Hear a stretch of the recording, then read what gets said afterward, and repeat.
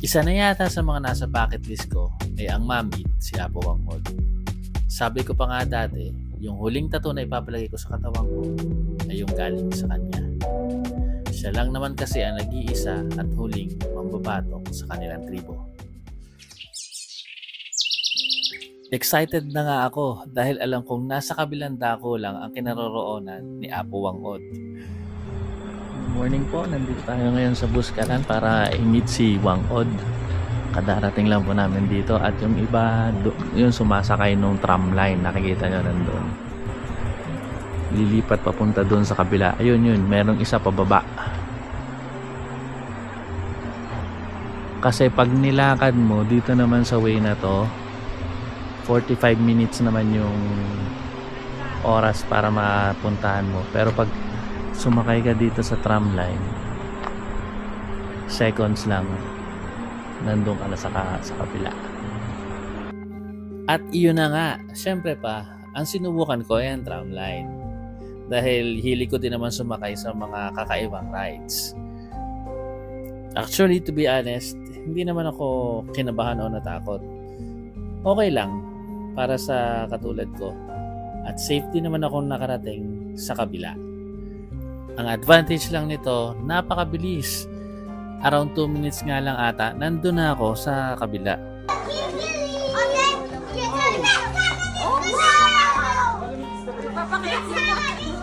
Hi! Hello! Sa unang araw ng stay namin dito sa Buskalan, yung mga lokal muna dito ang maglalagay sa amin ng mga traditional tattoos. Pinili ko yung Scorpio. Soldier kasi siya ng tatay. Tanda ito ng impluwensya niya sa aking buhay. At ito naman ay strength at protection para sa mga taga doon sa tribo. Standing eagle naman ang pinilagay ko sa braso ko. Freedom at guidance naman ito para sa kanila. Pero para sa akin, ang ibig sabihin nito ay maging malaya na magawa at mapagtagumpayan ko yung mga pagsubok ko sa buhay. Kasama na rin ng guidance na nasa taas. Wow, ang lalim nun ah. Kaya, ito na muna, ano pa ba ang hinihintay ng lahat kundi ang kumain? May dala ng mga iluluto yung kasama naming guide. At syempre pa, mababait yung mga kasama namin. Kaya tinulungan namin silang mag-prepare ng kakainin namin. At pagkatapos ng nakabubusog at masarap na pagkain, ano pa nga ba kundi ang masayang kwentuhan.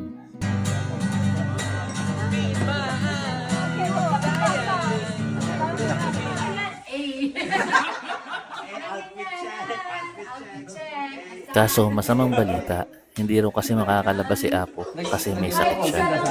Sabihin mo kung saan ka nang galing. Sabihin mo. Halin po sa Negros Occidental, Bacolod po. Sabihin mo ba Gano'ng Bakit katagal? deserve ka ba? Ah, Wala deserve po gid yung magpatato. Kaya link ako sa Negros, nag-travel ko di pinaka-oras.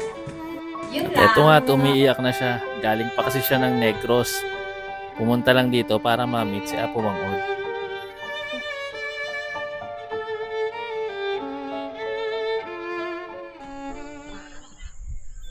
Umaga na at ini-enjoy namin ang magandang tanawin dito sa Buskalan. Nang biglang tinawag kami dahil makakaharap na namin si Apo. Scripted ata. Ano ba dapat? Ba't ka naiiyak? Pampadaming views niya. Galing saan ka? Galing saan? Galing Negros po. ilang points bibigay mo kay Ate Mel? 5 points po para kay ate, kay ante. Kasi pre-nang po ako. Ayan, at nabuhayan siya ng dugo. Masayang masaya siya dahil nakaharap na niya ang kanyang idol, si Apo Wangod. Hindi ko maipaliwanag yung nararamdaman ko nung katabi ko na si Apo. Katabi mo lang naman ang nag-iisa at huling mambabatok sa kanilang tribo. At nakakabilib din dahil sa passion niya sa kanilang tradisyon ay ginagawa niya pa rin ito kahit na 107 years old na siya. Nilalagyan na ako ni Apo ng kanyang signature na tattoo sa aking likuran. Sa wakas, mapufulfill ko na rin ang isa sa mga bucket list ko. Ang makaharap at matatuan na nag-iisang legend, ang huling mambabato, si Apo Wangod.